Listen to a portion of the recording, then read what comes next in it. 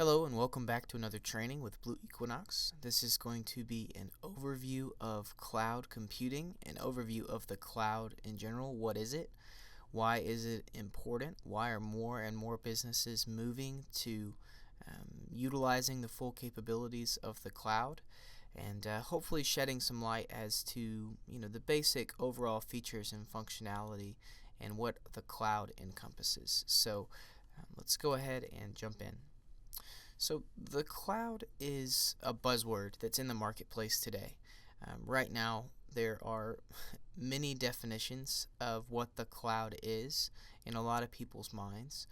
It's important for you as a consultant to be able to understand exactly how to explain to people what the cloud is and why it's important for their lives. So the cloud is really nothing more than just you utilizing equipment that is not on premises via the internet. That's really all it is. There's nothing mystical about it. There's no voodoo. It's just servers in a data center or a rack somewhere off premises that you access via the internet. You are utilizing cloud computing.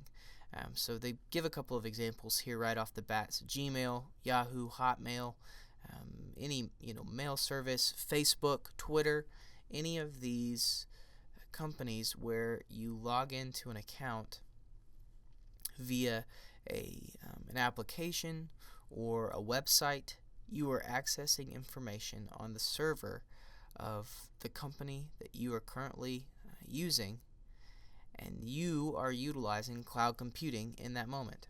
That's all it is. You going across the internet to grab information from their servers. That is what cloud computing is in layman's terms. But it's important for you to understand that there is really there's no amazing qualities about the cloud that would make it so difficult to understand that you'll never be able to grasp it. It is very straightforward, but there are a lot of differing opinions as to what the definition of the cloud is. So it's important for you to understand that, again, it's just very simply you utilizing the internet to go grab information or run applications or store information on a server that is not on premises, or a computer that is not on premises. So what is the history? Just a little bit of history on the cloud. Obviously, there's a lot more research that you can go out and do on your own on Google. But just for some comparisons, so you understand that this is a concept that has been around for a while, but it has not been available for public consumption until fairly recently. Amazon Web Service, which is still around today, AWS, they were the first ones to really bring it to the public in a way that it was easy to use and scalable and easily understandable for most individuals who really wanted to get out there and utilize cloud computing, saw its advantages. So next we're going to discuss kind of the different pieces of the cloud, what makes up a cloud environment, and from there we're going to kind of dive into the different types of cloud, the different levels of service that are offered, and then from there we'll just go ahead and wrap things up. So cloud components, there are three different things that you have to understand that are associated with cloud computing. So there are data centers, there are end-user computers or devices, and there are servers, separate servers sometimes that you interact with as well, distributed servers. So utilizing the internet to go out and grab information from a data center or a server, it will come back to your client's computer or tablet or phone or whatever the case is, whatever device they're accessing it on.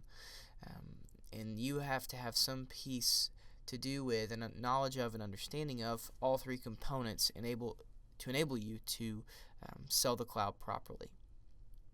So, clients are the device, like it says, that the end user interacts with in the cloud. So a tablet, a PC, a desktop computer, a laptop, any of those would be considered the types of client.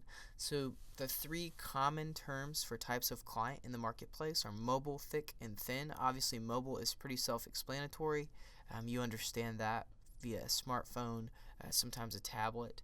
Now, a thick client and a thin client are things that you need to understand. So a thick client is going to be a device where most of the computing power and most of the processing is done on that device as opposed to in the cloud environment that it is interacting with.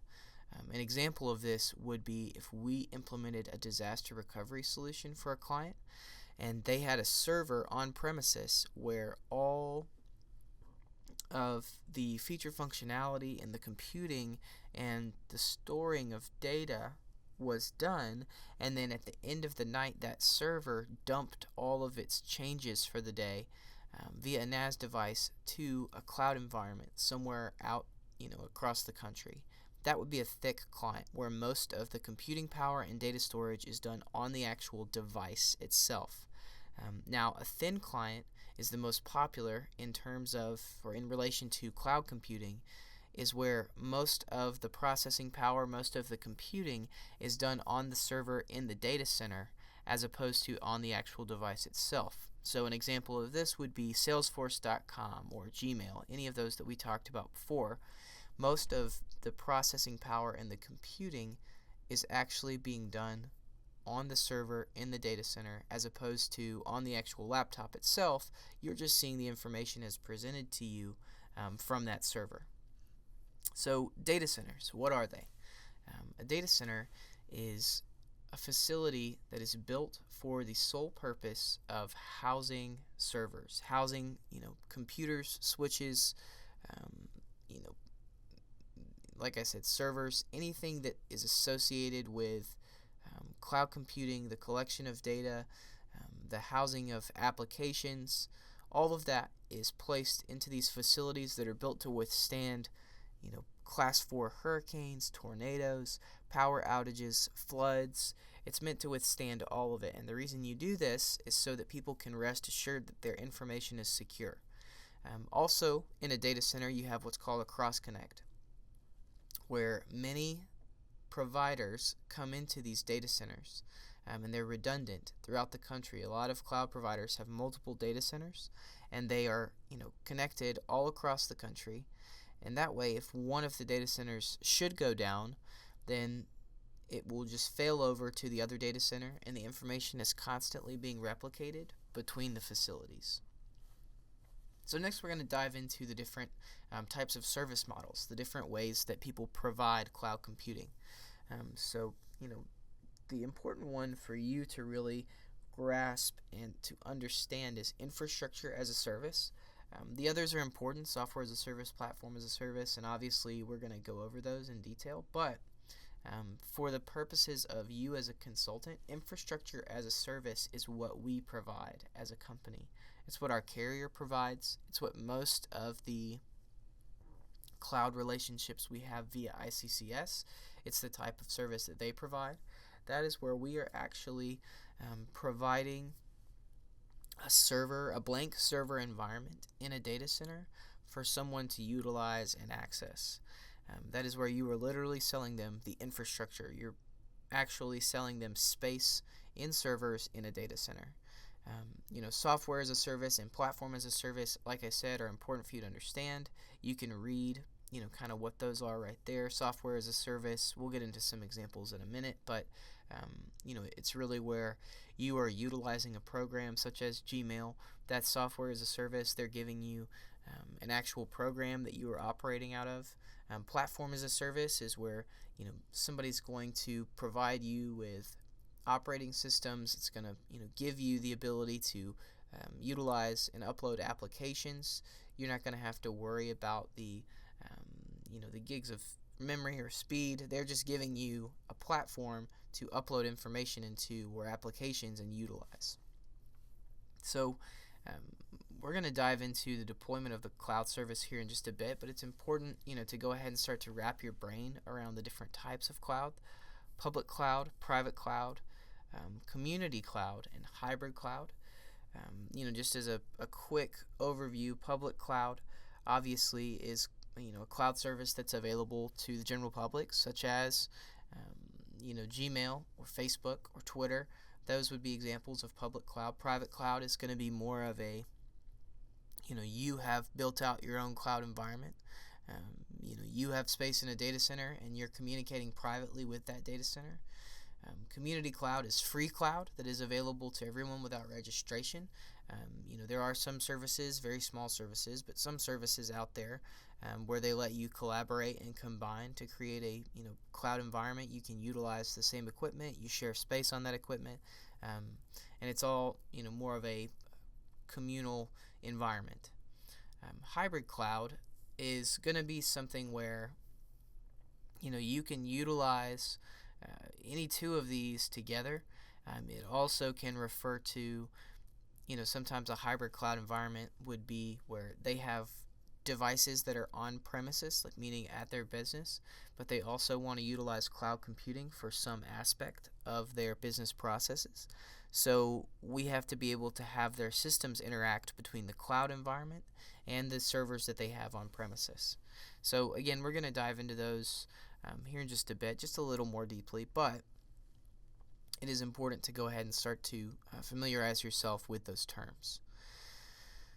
So, why is the cloud so popular? Why is it important for businesses to move to the cloud? Well, one thing right off the top is it eliminates the need for a large capital expenditure, meaning business owners do not have to come out of pocket quite as much money up front to buy all of the necessary equipment to enable them to have a cloud computing environment, or to have the necessary computing environment that they need to operate their business.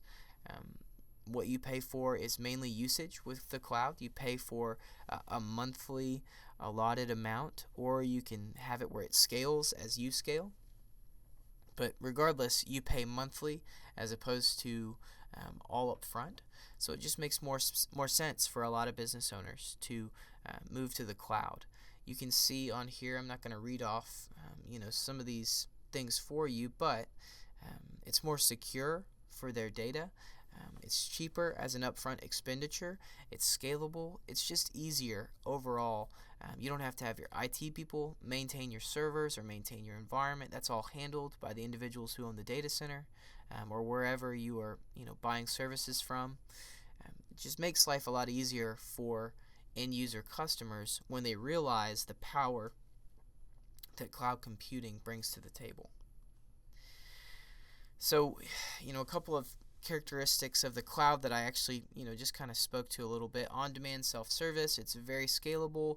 A lot of services you can actually log in to a portal and spin up another server on command, turn your space up, turn it down.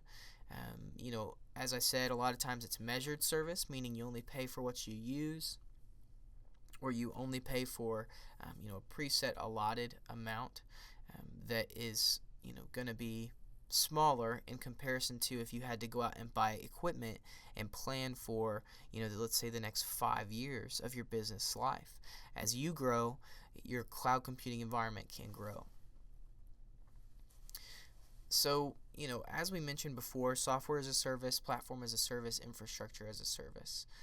It's important to come back to these and to kind of look at some of the characteristics that are involved with each of these individual layers of cloud computing that is available to the consumer. So you can obviously read, and we've been over these, but just go ahead and take a minute and read through some of these and begin to understand exactly maybe some more of the characteristics of what we're talking about when we use these terms. You're going to hear these often as you continue to give advice to businesses. This is going to be something that comes up actually quite frequently. So we obviously want to be able to speak to each of these individual types, but again, as a consultant, infrastructure as a service is really the one that you need to get to know the most thoroughly. So again, this is just giving you some more examples of what is involved with the different layers. CRM tools, industry applications, all of that up there is the software as a service. The two most popular are 100% software as a service and infrastructure as a service in the in the mind of most consumers, those are the ones that they have the most interaction with on a day-to-day basis, would be software as a service and infrastructure as a service. Servers, networking, space and data centers, that's going to be where we come in. And then the software as a service is going to be, ultimately the end result to most of the customers that we're talking to. Anytime somebody wants platform as a service, that's going to be more of, they have engineers on staff, they have individuals who are capable of constructing their environment. All they want is just a platform to do that on. So here's some really good examples of each level. Again, Amazon Web Services, Rackspace, Equinox Communications is in there. We are an infrastructure as a service provider.